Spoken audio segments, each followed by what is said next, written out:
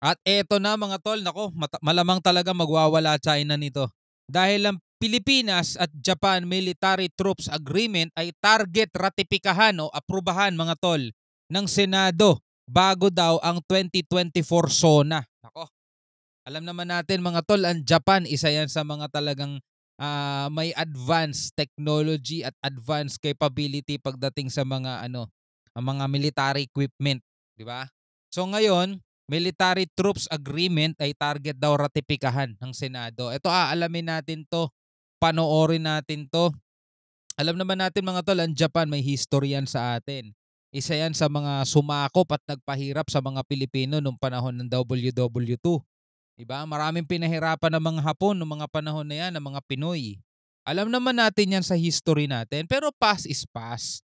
Move on na tayo do'n. Kakampi na natin sila, kaalyado na natin, kaalyansa na at willing at 'yan yung pwede natin maging kasangga laban sa matagal na nating kasakasama noon pa pero ngayon sila ang nag-aano sa atin.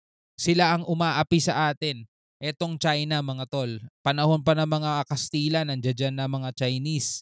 Kasama na natin dito. Pinakamatandang Chinese community sa buong mundo yung dito sa Chinatown. 'Di ba? Tagal na natin silang kasama. And wala tayong problema sa mga Chinese na nandirito sa Pilipinas. Lalo-lalo na yung mga may pamilya na rito, nakapag-asawa na, mga may negosyo na rito. Wala tayong problema doon. Ang may problema tayo mga tol, yung presidente doon sa China. Kasi yung mga Chinese na nandirito, ang presidente nila si PBBM. Ang gobyerno nila demokrasya. Pero yung komunistang bansa doon sa China mismo, yung mga militia vessels nila, mga nag-ooperate sa CCG nila, sa PLA nila, 'di ba? Yun, doon tayo may problema. So ito, panoorin natin 'to mula sa UNTV News. Bago natin 'to simulan, syempre huwag mong kalimutan mag-subscribe ha. Click mo na rin ang notification bell para ma-notify ka at ma-update ka whenever na may mga bago tayong reaction video tulad nito. So wag na natin patagalin pa, panoorin na natin 'to mga tol. Arlene, bakit kailangang aprubahan ng Senado itong nakaambang kasunduan ng Pilipinas at Japan? Abi, syempre. Aga, ayon kay Senate Majority Leader Joel Villanueva, ito'y dahil itinuturing na isang treaty ang Reciprocal Access Agreement o yung RAA. So tinuturing siya isang treaty. Oh, okay. Dahil itinuturing na isang treaty ang Reciprocal Access Agreement o yung RAA. Nakasaad aga sa Section 21 ng Article 7 o Executive Department ng Saligang Batas na walang treaty o tratado o international agreement ang magiging balido at epektibo hanggat hindi sinasang-ayunan ng di bababa sa 2/3 ng mga miyembro ng Senado. Okay. So para maging maisabatas talaga tong kasunduan na to, yung agreement na to. Unlike doon sa Duterte and Xi Jinping agreement, wala talagang dokumento yon, hindi dumaan sa tamang proseso. Kaya nga tinawag ng gentleman's agreement lang eh. So itong agreement na to parang treaty. Kailangan daw aprubahan ng hindi bababa sa 2/3 ng Senado. At pag ito nangyari, treaty na natin yan mga kapatid, yung PH at Japan. Military Troops Agreement. No, ano kayang nakakapaloob doon sa bagay ng agreement na yan? Ayon sa mambabatas, mismong si Japanese Prime Minister Fumio Kishida ang humiling na maaprubahan ng kasunduan nang bumisita ito sa Pilipinas. Target nilang maaprubahan ang RAA bago ang ikatlong State of the Nation Address o SONA ni Pangulong Ferdinand Marcos Jr. sa oras na maaprubahan na ito ng Pangulo at ipadala sa Senado. Pero paglilinaw ni Senator Villanueva, iyan ay kung wala nang makikitang questionable ang Senado sa penal na bersyon ng kasunduan. Hopefully before SONA we'll be able to ratify. If there are no, kasi mahirap din i-commit na mararatify ka agad. No? We haven't seen the exact document that will be ratified by the Senate. Pero in principle, we already agree to it. In principle, we have talked about it with some senators. If not all of the senators, we're aware that we are going to tackle it soon. So pasok naman pala na.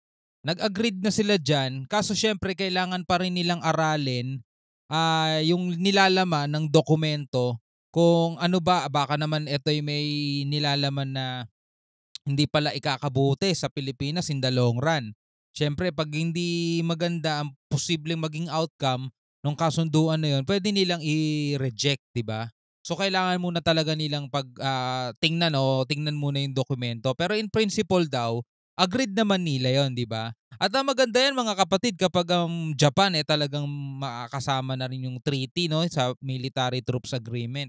Kasi alam naman natin mga tol na habang tumatagal palala ng palala ngayon ang ginagawa nitong China eh. Kailangan talaga natin mga tol ng malakas na kapanalig, mga like-minded people. Kailangan natin na talagang malakas na kaalyansa. Kasi pwede naman nating gawin 'yon sa sarili natin, magpalakas tayo. Pero hindi yan one click, 'di ba? Hindi yan yung tipong gusto nating bumili ng submarine, makakabili agad tayo. Hindi ganoon 'yan. At kung makabili ka man, isa, tapos aabutin pa ng ilang taon, hindi gano'n kabilis 'yun. Pero ang ginagawa natin since ngayon ang tensyon, 'di ba? Ngayon ang tensyon. Ang ginagawa natin nakikipag-ano na tayo, nakikipag-alyansa na tayo sa mga mas malalakas pang mga bansa na talagang puwedeng-puwede tayong tulungan. If ever, no, if ever lang naman na 'wag naman sana mga tol, no, na biglang sapian ng masamang espiritu si Xi Jinping at magdeklara bigla ng giyera. No, 'yun ang mahirap do'n. Aga sa ngayon, naka-session break pa ang Senado at magbabalik sa April 29. Sinabi kamakailan ni Pangulong Marcos Jr. na isinasapinal na lamang ang RAA at malapit na nilang maaprubahan. At Ayos. yung munang update, balik sa'yo Aga. Maraming salamat, Harleen Delgado. So ayun, no.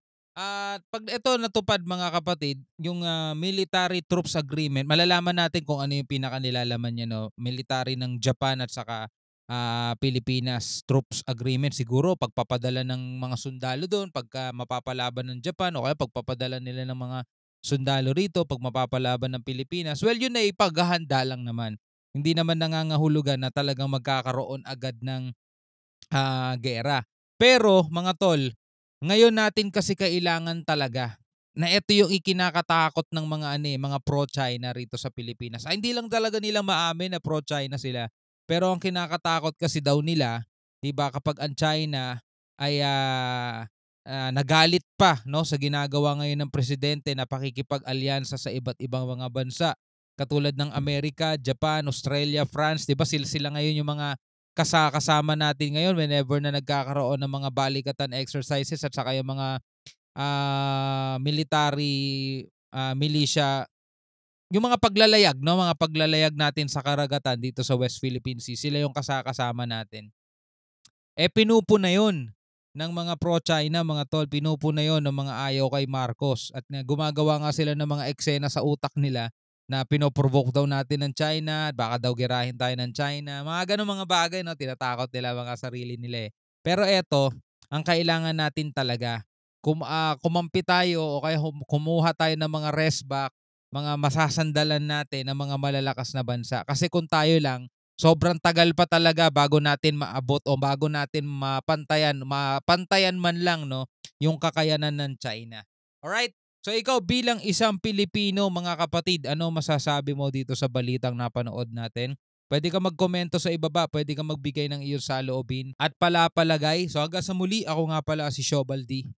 Peace out.